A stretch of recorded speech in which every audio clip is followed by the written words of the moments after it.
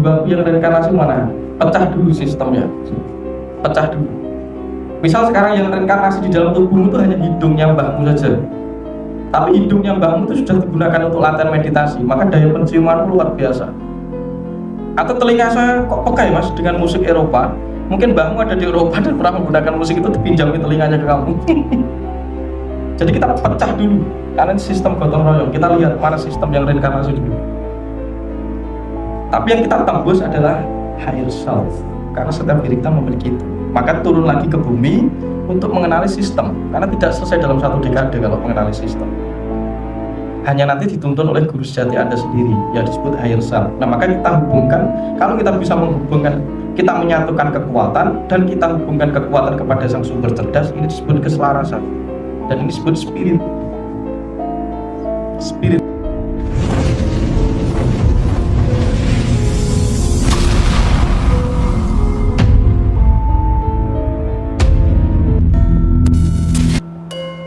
Kalau sudah mulai menjadi keyakinan, nah ini kita harus mulai pecahkan, karena bisa jadi itu keyakinan orang lain yang kita pakai. Karena keyakinan selalu berada di dalam dua kemungkinan, apa yang kita pikir benar dan apa yang kita rasa benar. Nah saya mengajak Anda kepada apa yang kita rasa benar, jangan pikir, karena pikir itu belum tentu Anda alami. Anda hanya menginstal apa yang diyakini orang, belum Anda buktikan, jadi masalah jangka panjang. Baru kita punya desire, kehendak. Nah ketika ini dikempelkan jadi satu, kehendak, emosi, pikiran, setelah punya cita-cita ini, gabungkan dengan emosi, gabungkan dengan kehendak, ini menjadi yang mempribadi, kekuatan yang disebut mind atau soul, atau disebut sukmo sariro. Ya sebenarnya yang Anda sebut jiwa itu adalah kesatuan antara beings, emotion, and kehendak, desire tadi. Ketika kempel jadi satu, ya ini disebut soul. Tapi kalau masih terpecah, ya ini menjadi sistem-sistem ini.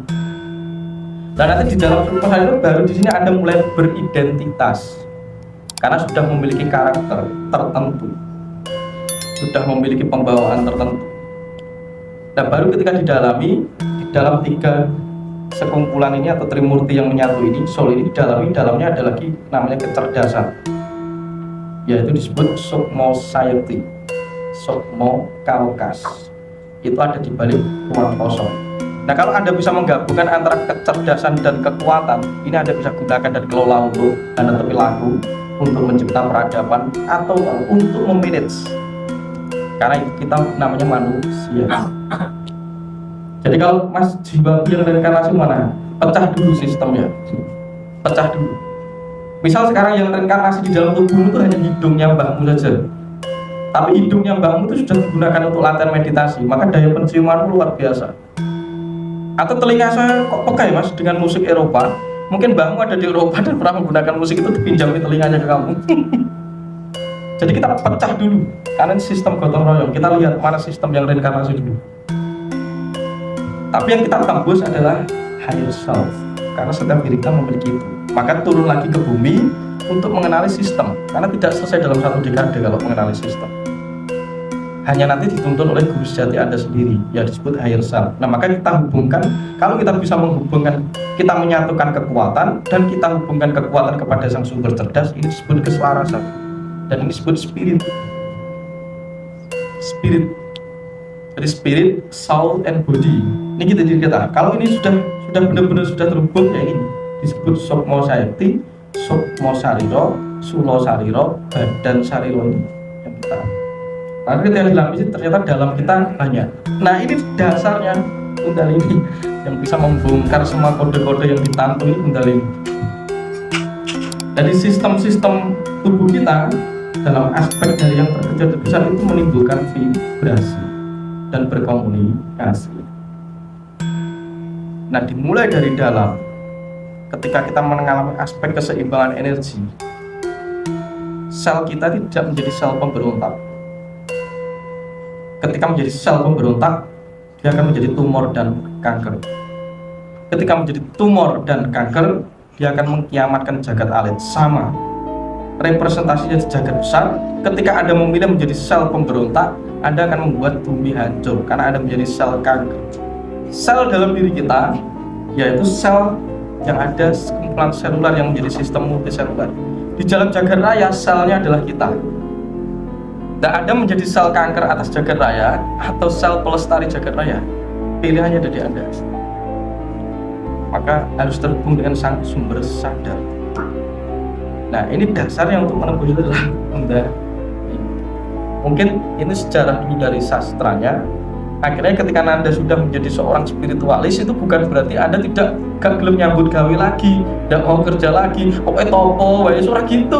Bukan seperti itu. Anda harus kembali ke jagat raya untuk topo ngerame. Karena ada tanggung jawab karma yang harus Anda selesaikan, ada keluarga yang harus Anda jalani. Karena di situ adalah karma. Tapi bedanya Anda sudah mempergunakan sistemnya dengan tepat. Anda sudah mentransformasi kedalamannya. Baru perang. Nah, perang Bratayuda kita itu perang dengan kahanan ini. Nah, karena ini terjadi beberapa terminologi tradisi ajaran, ya ini lahir banyak peradaban karena adanya pemahaman dan interpretasi dari setiap tradisi. Akhirnya menjadi sebuah keberagaman budaya. Karena tidak menutup kemungkinan Nusantara itu dipengaruhi oleh 3 bentuk tools, ya, 3 bentuk corak. Satu, okultisme. Jadi ada paham yang mempercayai sesuatu di luar diri kita itu ada kekuatan yang besar. Bukan disebut mbah, bukan disebut danyang atau apa, terserah Anda menyebutnya apa. Atau disebut dewa, atau disebut apa, atau titisan dewa siapa, terserah. Itu okultis. Terus teologi hanya bersifat dogma dan doktrin tulisan, kitab garing.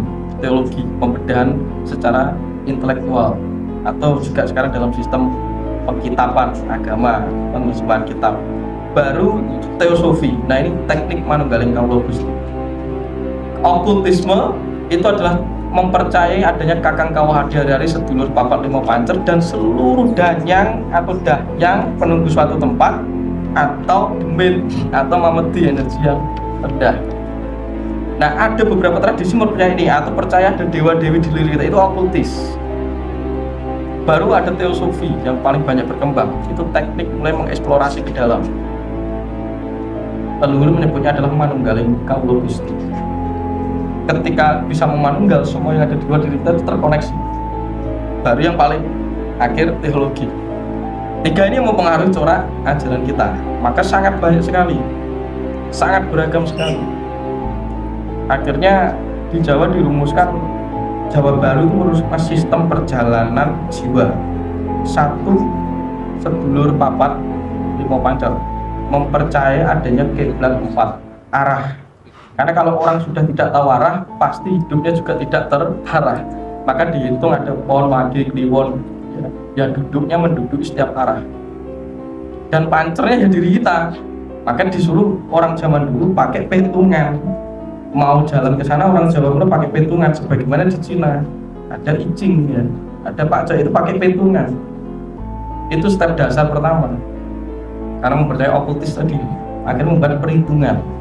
Sebagaimana dari dalam belum memahami itu, maka perlu perhitungan, simbolisme dan lain sebagainya. Baru yang kedua adalah teknik manunggaling kawula Gusti.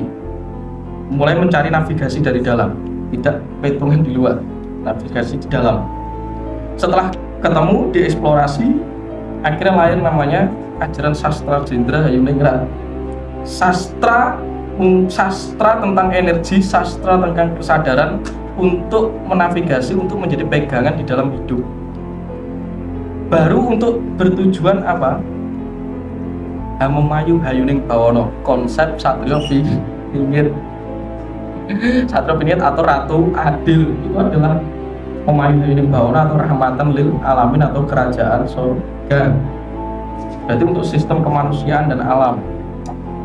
Setelah itu diakhiri, yang terakhir untuk mengembalikan semua sistem itu harus diakhiri dengan namanya sangkan paradigmati, jadi diurutkan oleh leluhur perjalanannya. Dan itu juga dari aspek jiwa kita masing-masing. Dan mungkin setiap tradisi memiliki coraknya begini.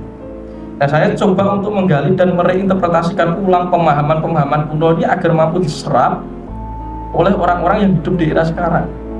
Karena tidak perlu kita banyak mempersalahkan sesuatu salah orang dari tidak ada. Karena ini dinamika. Salahnya hanya sementara. Salahnya hanya ketidakmauan dan ketidaktahuan. Dua ini saja sebenarnya pilihan. Mau dan tahu saja. Karena konsepnya nanti tahu diri. Ketika tahu diri kita bisa menavigasi kemana arah kita, kapal kita saat berlayar di samudra. Mengarah kepada keselarasan yang membawa dampak rahayu atau keselamatan, atau sebaliknya. Itu aja pilihannya. Apa keduanya berdosa, tidak berdosa? Dosa dan tidak itu hanya konsekuensi.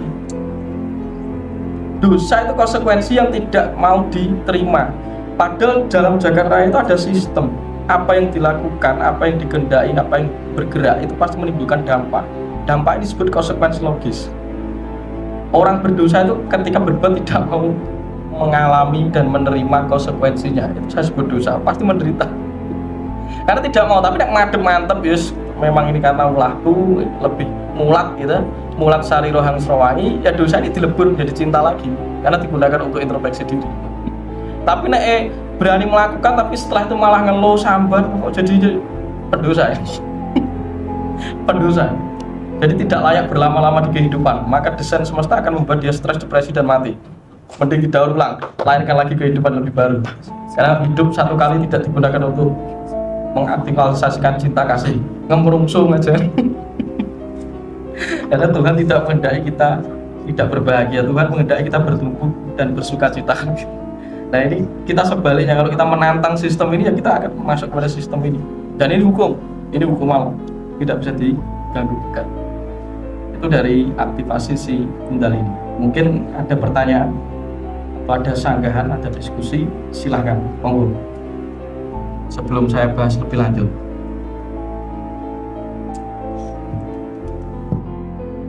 Silahkan yang mau bertanya, silahkan.